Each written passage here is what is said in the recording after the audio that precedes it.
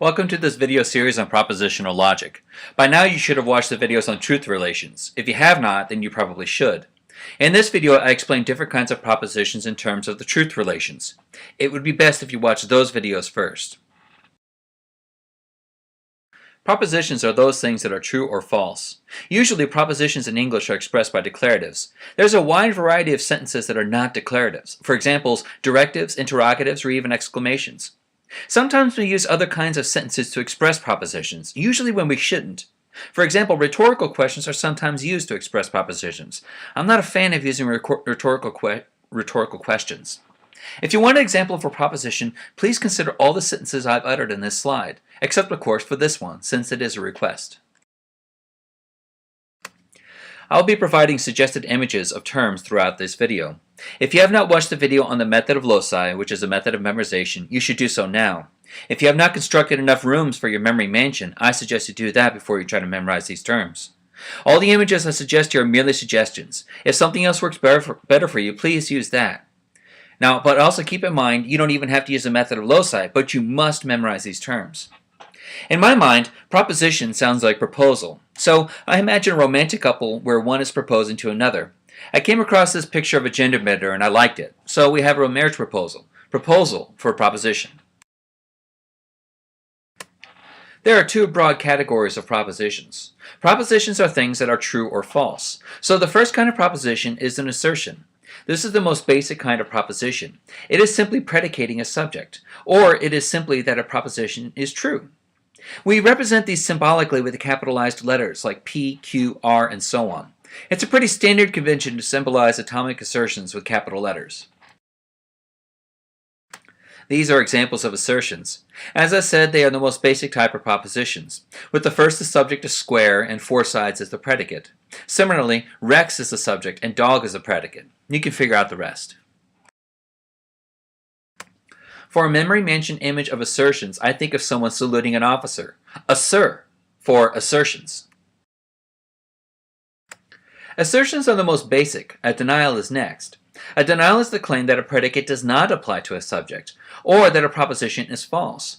To symbolize this, we will still use P, Q, R, and so on, but we will add the word not to the letter. Recall the previous examples of assertions. One was Rex is a dog. If we wanted to deny this, we would simply say Rex is not a dog, or it is false that Rex is a dog. If we were to represent Rex as a dog with the letter R, we would represent its denial with not R. Here are some further examples of denials in English. Consider the first. If we were to represent a triangle has four sides with the letter T, its denial would be not T. The remaining propositions are all examples of denials. For a memory mansion image of denials, I simply like to use a not for not.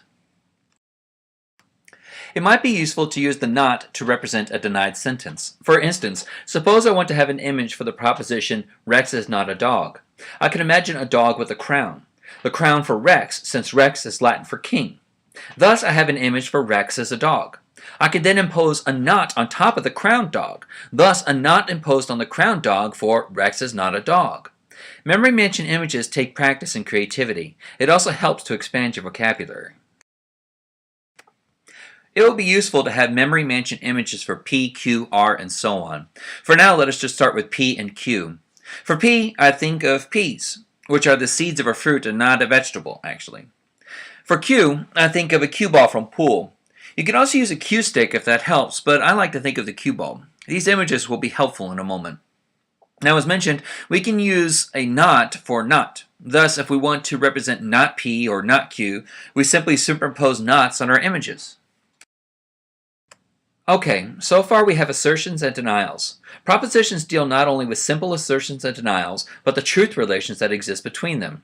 Remember when I said to you that you should watch the video on truth relations first? Well, this is why.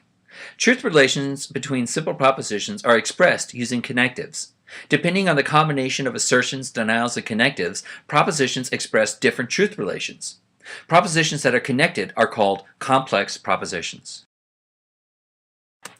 The first kind of connective we deal with is a conjunction. This is the simple joining of the two propositions. There really is not a relationship that exists between them other than the fact that they are both now given. If you have two assertions, the conjunction states that both assertions are true. If you have two denials, the conjunction states that both the propositions are false. If you have a combination of an assertion and a denial, then the conjunction states that the assertion is true and the other one is false. Usually the word and expresses a conjunction, but the word but is also a conjoining connective. The word but is used not only to conjoin, but also to suggest a contrasting notion. For example, the proposition, "It is raining, but the sun is shining." It is true that it is raining, and it is true that the sun is shining, but it is also a surprise that the sun is shining. For a memory mention image of conjunction, I usually think of a hand. Hand for the word and, since and is the most commonly used word for conjunctions. Here are some examples of conjunctions. The first two are simple conjoined assertions. The third shows a conjunction with an assertion and a denial.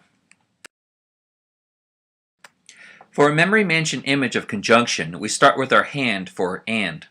Now, just to illustrate that the conjunction can be used for just about any combination of assertions and denials, we can also add our P's and our cue ball for P and Q. Or, if we want to, we could put a not on both of them for not P and not Q. Next, we could even negate one and not the other. As mentioned, conjunctions really don't express one of the truth relations. They simply join propositions together. The next connective we will deal with is a disjunction. These are propositions with an either or sometimes the word unless is used. Disjunctions are used to show alternatives. Disjunctions also have an annoying habit in English of representing subcontraries, contraries, and even sometimes contradictories without really distinguishing between any of them. We will use disjunctions primarily to represent subcontraries and contraries. For a memory mention image of disjunction, I think of a pair of oars. That's or spelled with O-A-R. Oars are used sometimes in boats to paddle around. I use or for or. As mentioned, disjunctions are used to represent subcontraries. Recall that subcontrary propositions are such that at least one of the propositions must be true. Suppose there is a foot race between two people, Roger and Anna. At least one of these two people win the race. So Roger wins the race is subcontrary to Anna wins the race. Thus, for this disjunction, we would say either Roger wins the race or Anna wins the race. Here are some examples of subcontrary disjunctions. You can see the unless in the second proposition. It's an interesting question on how to interpret unless. Some might suggest that it indicates contradictory propositions as well as subcontrary. Some others might disagree. However, it is at least safe to translate unless as a subcontrary relation.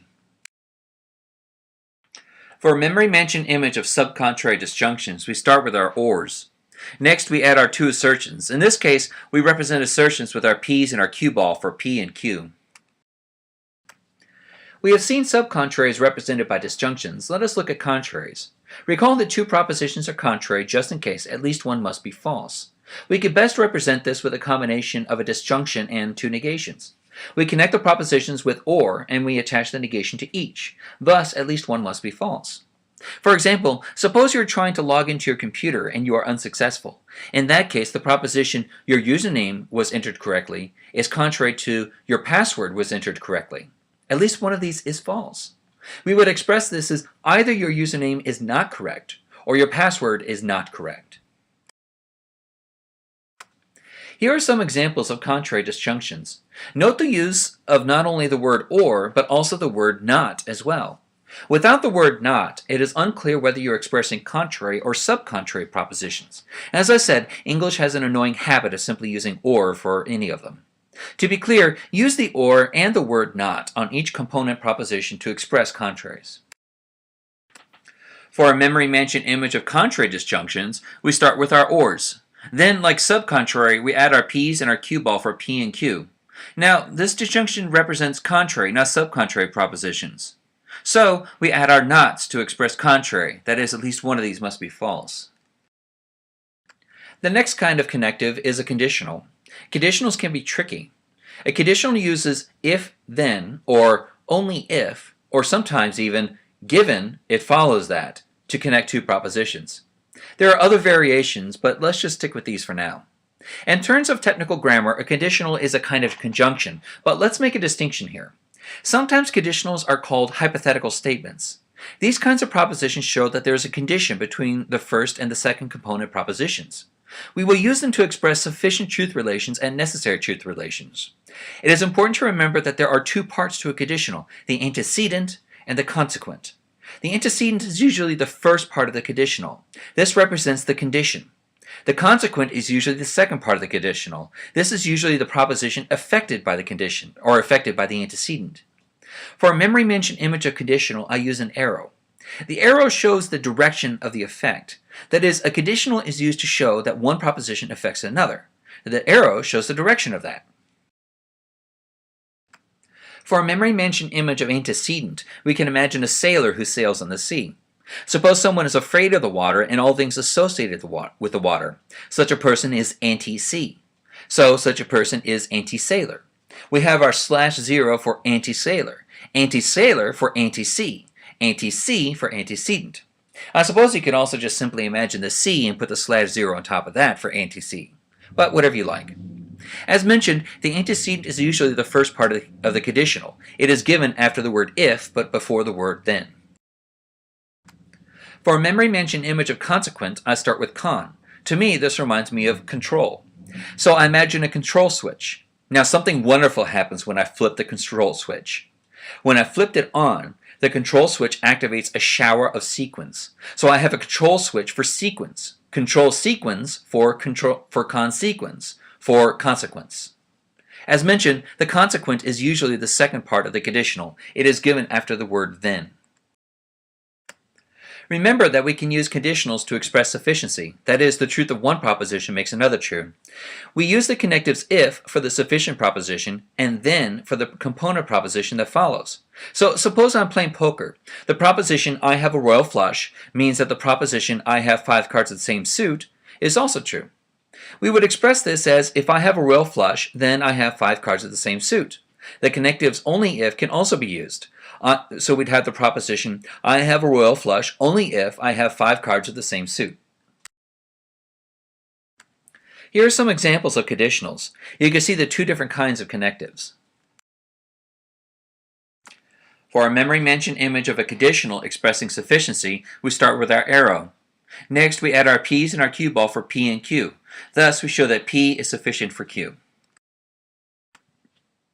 We can use conditionals to express both sufficiency and necessity. However, with necessity, we need to use the conditional and a negation.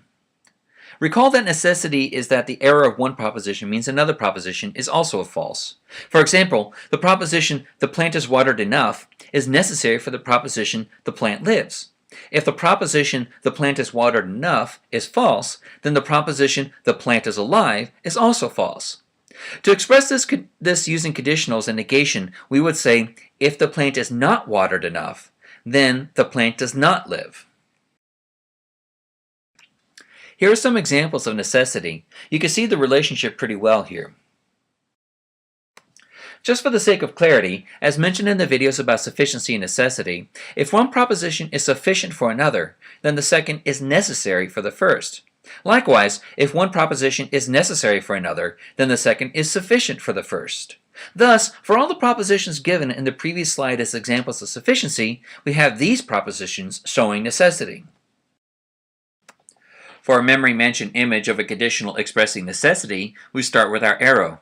Then we add our P's and our cue ball for P and Q. Now, since we are expressing that P is necessary for Q, we need to add our negations. So we add our nots to show the negations. Like I said, conditionals can be tricky. In fact, all of these conditionals are equivalent. They express the same relationship between P and Q. The first 4 express sufficiency from P to Q. The last expresses necessity from Q to P. Take some time to figure this out. It will save you many headaches in the future.